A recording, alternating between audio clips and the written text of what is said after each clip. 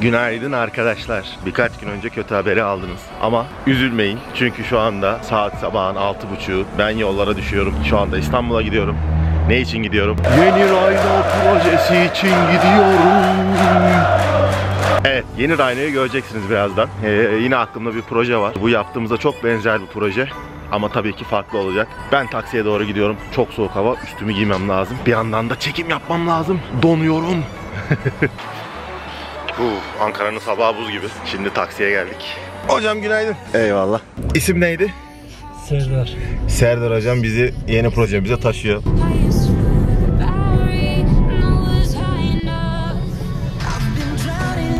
Hadi kolay gelsin, hayırlı işler. Evet arkadaşlar. Geldik bakalım havaalanına. Yeni Rhino projesine bir adım daha yaklaşıyoruz şu anda. İnşallah uçağı kaçırmam. Çok ucucuna gelmiş durumdayım yani, şimdi 5 dakika falan var aşağı yukarı. Evet, ayaküstü bir şeyler atıştırıyoruz arkadaşlar. Biliyorsunuz çok erken kalktık. Ütü bitmiş. Otobüsümüz de geldi. Birazdan otobüse bineceğim. Aşağı yukarı 1 saat, 1,5 saat sonra İstanbul'da görüşmek üzere.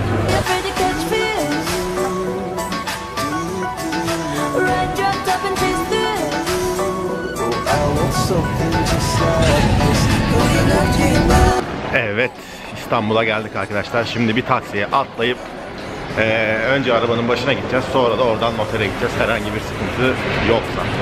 Evet, Harun kardeşimiz de bu arada beni tanıyormuş. Abi seni nereden tanıyorum dedi. Bilmem dedim.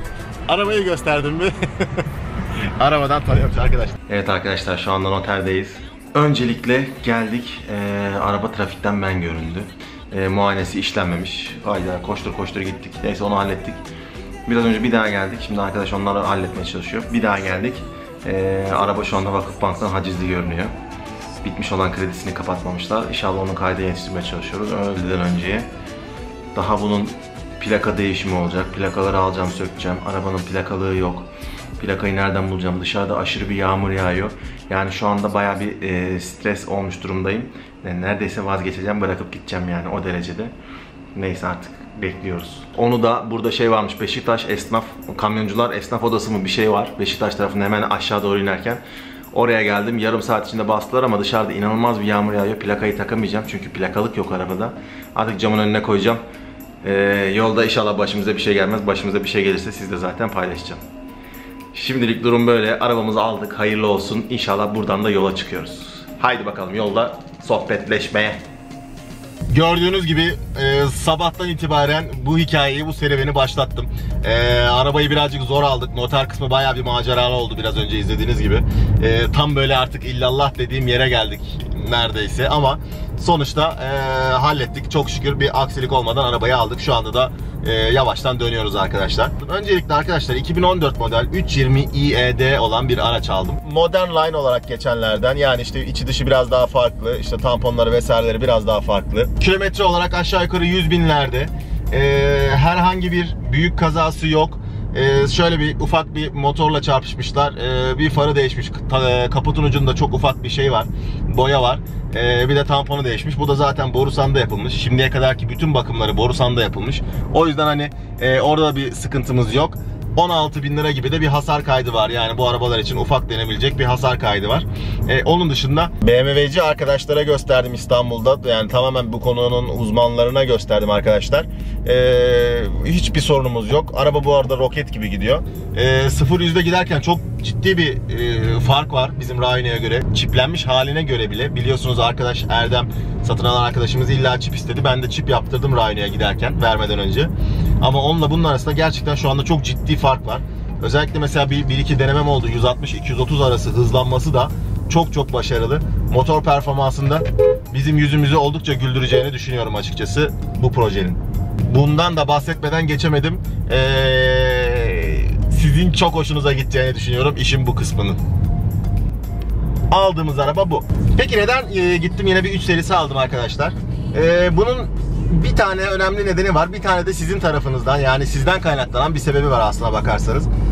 Öncelikle bu proje Rhino'nun aynısı olmayacak kesinlikle. Birazdan detaylardan bahsedeceğim. Detaylarına bahsedeceğim. Ne gibi değişiklikler olacak. Benim biliyorsunuz Rhino projesi dünyaca ünlü oldu fakat hiçbir videosu yoktu. O zaman işte YouTube kanalım yoktu, ben hiçbir şey çekmiyordum, videoyla bir aşırı neşirliğimiz yoktu ve tamamen arabayı yaptıktan sonra sahneye çıkarmıştık. Fakat bu sefer öyle olmasını istemiyorum arkadaşlar. Bu sefer bütün yapım aşamalarında da arabanın her şeyini, parçaların gelişini, hatta bazı parçaları canlı almayı düşünüyorum. Bazı parçaların nasıl alındığını size de göstermek istiyorum gibi.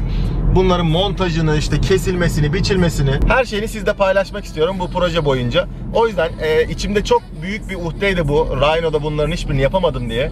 Bu sebeple ilk olarak böyle bir arabayı almayı uygun gördüm. Sıcak baktım bu konuya. İkincisi de arkadaşlar motor performansı. Rhino'yu biliyorsunuz bu konuda çok sıkıştırıyordunuz. Gitmiyor da işte 3.18'den olur mu da olmaz mı da, bu kadar masrafa değer mi değmez mi? Değdiğini gördük arabanın satış fiyatından ama yine de beni bu sefer sıkıştırmamanız için 3.20 bir araç aldım. Gücünü de aşağı yukarı 240 beygirlere çıkartacağız bunun. Sağlam bir yazılım artı sağlam parçalarla, parça değişimiyle, yani hani şey olmayacak, standart kalmayacak. Torkları da 350'lere falan çekmeyi düşünüyoruz. Şimdiden görüşmelere başladık. Bu konudan da detayını zaten size bahsedeceğim. İkinci sebep de buydu arkadaşlar. Yani herkese tatmin edebilecek bir güçle bu projeyi tamamlamak istiyorum. Şimdi birazcık gelin isterseniz projenin detaylarına geçelim. Ne yapacağız? Ne kadar zamanda yapacağız? Nasıl bir bütçe bizi bekliyor? Hepsine bakalım bir yavaş yavaş. Bizi bu projede arkadaşlar M3 CS yani M3 CS bekliyor. Net olarak bunu söyleyebilirim. Yani ne yapacağız? Rhino ile aynı olmayacak hiçbir şeysi. Bu projede dış görünüş olarak da bambaşka olacağız. İç görünüşte de Rhino'da yapamadığım bazı şeyler vardı. Mesela HUD, ekran, cama yansıyan kadran. Bunu yapamamıştım. Bunu mutlaka yapacağım. Buradaki iç daha farklı olacak. CS içi olacak. Bunu mutlaka yapacağım. Amerika'dan OSS Design farlar ya da 180 firmasının farlarından birini tercih edeceğiz. Yine Rhino ile aynı farlar olmayacak. Stoplar için farklı bir düşüncem var. Ona bakalım, beraber bakarız. Beraber karar vereceğiz. Yani bu araba M3 Rhino'nun aynısı olmayacak. Neden takip edelim abi? Aynı arabayı yapacağım, bir daha bize sunacaksın demeyeceksiniz yani. Diyemeyeceksiniz isteseniz bile. Bu sebeple bu projenin de çok renkli geçeceğine eminim. Bu projeyle ilgili de tabii ki sponsorların olmasını çok istiyorum. Şu anda 2 tane firmamız var. Görüşmede olduğumuz birkaç büyük firma var. Yani elimizi güçlendirecek, biliyorsunuz bunlar maliyetli işler. İkisini aynı anda yapmaya çalışıyorum. Satınca paraya dönüşüyor, tekrar karını alabiliyorum ama tabii ki bunu sürdürmek çok zor. Hem RS4 Rhino'yu şurada görebileceğiniz RS4 Rhino'yu hem bunu aynı anda yapmak birazcık bizi zorlayabilir. O yüzden de sponsorlara ihtiyacımız var. Birkaç firmayla da görüştük, anlaştık. Birkaç tane daha olursa işimizi çok hızlı bitirebiliriz diye düşünüyorum. Peki buraya kadar size bir soru. Bunu cevaplamanızı mutlaka istiyorum. Çok önemli. Sizce arkadaşlar bu proje tutar mı? Yani Rhino sıfırdan başlamıştı, 75.000 takipçisi oldu. Bu arkadaş 75.000'den başlayacak, birincisi. Rhino'da YouTube kanalı yoktu, kimseyi izlemiyordu. Ta sonlarda bir şeyler yapmaya başladık. Bu arkadaş sıfırdan bu şansa sahip olacak. Böyle bir avantajımız var. Bu sebeple bu anlattıklarımı da göz önünde bulundurarak lütfen aşağıya yorumlara bu projeyle ilgili düşüncelerinizi yazın. Lütfen yazın. Yani yazmadan geçen olmasın lütfen. Çok saçmaysa da yazın, ahmakça diyorsanız da yazın. Tabii ki bu kibarlık çerçevesinde, yoksa engelliyorum. Onun dışında şöyle bir önerim olabilir abi diye yazın. İşte şunu şöyle farklı yaparsan çok iyi olur, şu eki şu yaparsan çok iyi olur. Ne düşünüyorsanız arkadaşlar, düşüncelerinizi benimle paylaşın aşağıda yorumlara. Bu videoyu da lütfen beğenmeyi unutmayın. Çünkü bu ilk videosu olacak bu projenin. En azından birazcık ses getirsin. Bunu yaptığınız zaman da bana da yol göstermiş olacaksınız ve tekrardan Rhino'da yakaladığımız sinerjiyi eminim ki burada da yakalamış olacağız. Bakalım projeyle ilgili başlamadan önce sizler ne düşünüyorsunuz? Bunları ben görmek istiyorum. O yüzden tekrar söylüyorum, mutlaka aşağıya yorumlara yazın. Yeni projede arkadaşlar drag yarışları olacak. YouTube'da drag yarışları olacak. Rhino'yu birçok farklı arabayla test edeceğiz. Hem kalkışını hem rollingini hem de fren testini yapacağız. Yeni Rhino'dan bahsediyorum. Yani 320i'ye karşı hangi araba ne yapar? İddialı olan arabalar iddialarının sonucunda ne yaparlar? Hepsini göreceğiz. YouTube'da da çok farklı videolar gelecek arkadaşlar. Daha sonra da bu işi biraz daha büyütüp farklı arabaları yarıştıracağız. İlk başta kendi arabalarımızı deneyelim. İlk yarışta muhtemelen bizim küçük oğlan RS4 Rhino ile yeni büyük oğlan M3 Rhino CS arasında olacak. Hadi bakalım. Yolumuz açık olsun. Bana soruyorsunuz ya abi, bu modifiyelerin kaynağı nedir diye. Bu kaynaklardan bir tanesinden bahsetmek istiyorum size. Binamo denen bir sistem var. Bu paraları dövizlerle oynanan bir sistem ve burada trendleri oynuyorsunuz. Hani trend aşağı yönde iniyorsa trendin aşağı yönde gittiğine inanıyorsanız ona göre hareket ediyorsunuz. Yukarı doğru gidiyorsa ona göre hareket ediyorsunuz. Böyle bir sistem var. Gelin size birazcık detaylarından bahsedeyim. Bir tane denemelik $100'lık bir hareket yapalım. Hadi gelin o zaman bir deneme yapalım arkadaşlar. Buradaki para bu arada gerçek para. Yani kazandığınız zaman hesabınıza direkt yatan bir para. Benim daha önceki hesabımda, daha önceki işlemlerimden hesapta kalan aşağı yukarı bir $145 vardı. Şimdi ona bakıyorum. Onunla ilgili hadi bir hareket yapalım. Şimdi şu anda açtım, görüyorsunuz arkadaşlar. Şu anda trendlere bakıyoruz. Yani trendler aşağı mı gidecek, yukarı mı gidecek, bunu kestirmeye çalışıyorum. Aşağı yukarı birazcık bir $100'lık şu aşağı doğru gittiğini görüyorum. Bir $100'lık şu anda oynamış bulunuyorum arkadaşlar. $100'lık trendi aşağı yönde oynadık. Bakalım, takip ediyoruz. Eğer kazanabilirsek, bilebilirsek gelirimiz $180 olacak. Kısa bir zaman içinde bunu görmüş olacağız. Şu anda takipteyiz aynı şekilde, heyecanla. Evet, şu anda aşağı doğru gitti. Ne durumdayız? Hadi.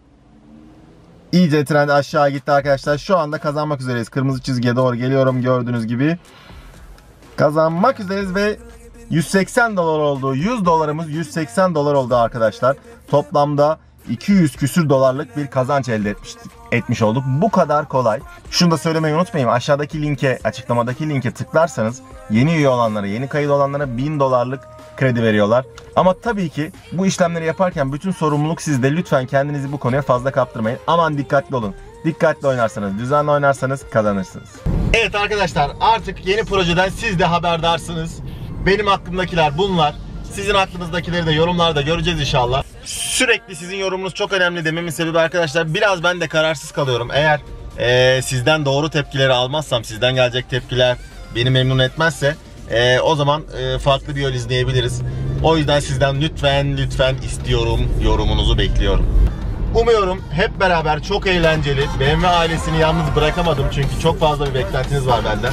Çok eğlenceli, bol hareketli, bol heyecanlı, süper bir proje bizi bekliyordur. O zaman hoş geldin yeni Rhino M3 CS. Görüşürüz.